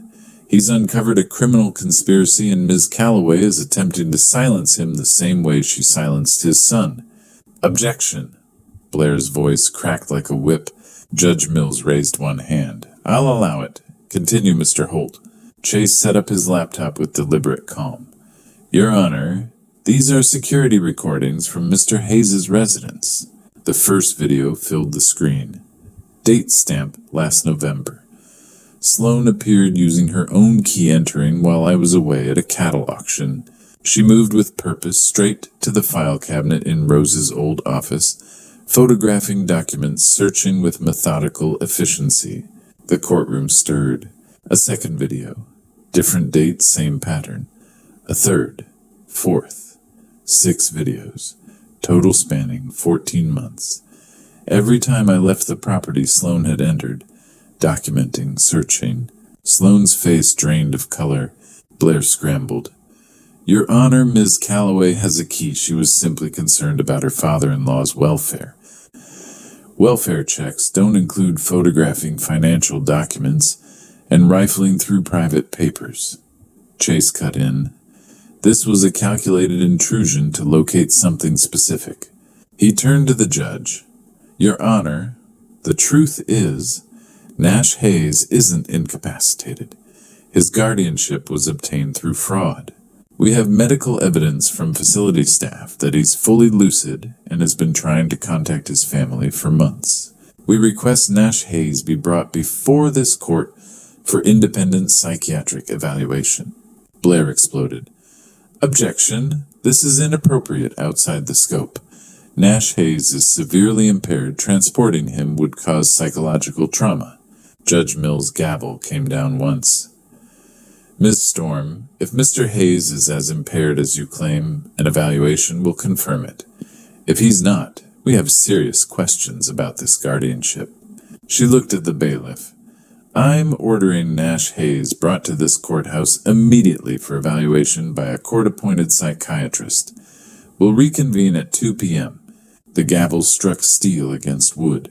Sloane's composure cracked for just a moment as she leaned toward her lawyers, whispering urgently. In 2 hours, my son would walk through that courtroom door, and the truth would finally step into the light. At exactly 2 o'clock, the courtroom doors opened. They wheeled Nash in a wheelchair. He didn't need part of Sloane's final performance. He looked thin, exhausted, but his eyes found mine immediately blazing with recognition and fierce hope. I hadn't seen my son in 3 years, 2 months, and 8 days. The man in that chair wasn't the ghost Sloane had described. He was trapped, but he was present. Judge Mills nodded to the bailiff. Bring in Dr. Stone. Dr. Wade Stone, the court-appointed psychiatrist, took the stand with the calm authority of someone who dealt in facts, not manipulation.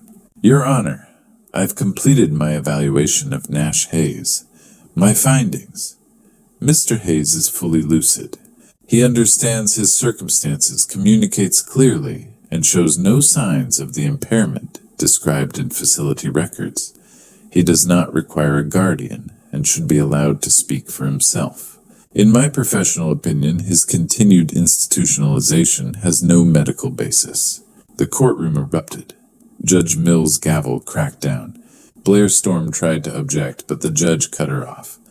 Dr. Stone's credentials are impeccable. Mr. Hayes, do you understand why you're here? Nash's voice came rough from disuse, but clear. Yes, Your Honor. I understand my wife petitioned for guardianship, claiming I was incompetent. I understand she's now trying to do the same thing to my father, and I understand it's time to tell the truth. Then please do. Nash took a breath. I watched him gather strength from some reserve I didn't know he still had. 3 years ago, my wife and I argued about money. I have a trust fund my mother established with specific restrictions on access. Sloan wanted me to break those restrictions, withdraw the principal immediately for investments. I refused. She became aggressive, angry. We were standing near the top of the stairs in our house. She pushed me. I fell. His voice stayed steady, factual. I woke up in the hospital with a head injury, confused. By the time I was clear-headed enough to understand what happened, she'd secured guardianship, told doctors I was having delusions, that I was violent. I tried to tell facility staff, but Dr. Flynn West dismissed it as post-trauma fabrication. I tried to get messages out, but every communication was monitored, controlled. I've been imprisoned for 3 years, Your Honor, locked away while my wife drained my accounts and searched my father's house for documents that would let her control everything. Blair Storm lunged to her feet. This is textbook false memory from brain trauma. Chase stood calmly. Your Honor, there's one more piece of evidence. He nodded to Ford. The recording played a conversation from the courthouse hallway 90 minutes earlier during recess. Sloane's voice confronting Henry in a moment she thought was private. You should have signed what I needed, Henry. You should have stayed confused and compliant. Nash was never good enough, never ambitious enough. When he fell down those stairs, I saw an opportunity to protect my children's inheritance from his incompetence control everything. You forced me into steps I didn't want to take. Oregon's one-party consent law made Ford's recording legal. He'd been part of the conversation, standing beside Henry the entire time. The courtroom went silent. Judge Mills's face was granite. I've heard enough. Nash Hayes' guardianship is terminated effective immediately. Ms. Calloway's petition regarding Henry Hayes is dismissed with prejudice. Mr. Hayes will be discharged from Cedar Brook today. I'm ordering immediate investigation into Ms. Calloway for guardianship fraud, financial exploitation, and possible attempted homicide. This court is adjourned. The gavel struck like thunder. As the sound echoed, Sloane's face went bloodless. That evening she was arrested at her home, the beginning of justice, but not yet the end. 6 months after the trial, Nash and the kids had moved back to the ranch. The house that felt hollow after Rose died now brimmed with life children's laughter. My son's voice reading bedtime stories, the sound of healing. What followed the trial came swift and thorough. Sloane was convicted on multiple counts: guardianship fraud, financial exploitation, conspiracy. 15 years in prison, no early parole. The Cedar Brook investigation expanded like wildfire. Dr. Flynn West and 3 staff arrested for conspiracy. 12 other patients identified in similar circumstances, people hidden away by families seeking control of assets, stolen lives locked behind coded doors. All freed guardianships reviewed. The facility shuttered permanently. Page North received immunity in exchange for testimony, now working for a guardianship reform advocacy group. Dean Shaw's family learned the truth about his heroic actions. I visited them, personally made sure they knew their husband and father had saved Nash's life. Without Dean's courage that Saturday morning at the market, my son would still be imprisoned. We owe him everything. Quinn Drake's death investigation was reopened, though no charges filed yet. Nash came home 3 days after the hearing, Ivy and Knox a week later after family therapy. The transition was hardest on the kids. Their mother in prison, their father, someone they barely remembered. Their grandfather, who'd seemed old, suddenly revealed as a fierce warrior. But gradually healing came. Nash took over ranch work, mending fences, tending cattle tasks his body remembered, even when his mind wrestled with 3 lost years. Therapy for all of them, rebuilding relationships through small moments. Pancake breakfast, homework, help bedtime stories. Nash was relearning how to tell. Ivy struggled, more angry at her mother, grieving the future she'd imagined. Knox proved more resilient, younger, and adaptable. Family dinners every night, passing dishes, sharing days, slowly stitching back what Sloane had torn apart. One autumn evening, 6 months gone, I sat on the porch, watching sunset spill across my fields. Nash sat beside me, Knox, in his lap, Ivy leaning against my chair. Fireflies began their dance. "I never thanked you properly," Nash said quietly, "for not giving up, for believing when you couldn't even talk to me." I squeezed my son's shoulder. "You're my boy. Giving up was never an option." Inside Rose's photo stood on the mantel beside her framed letter. Words I'd memorized. "Fight for our son. You're stronger than you think." I had.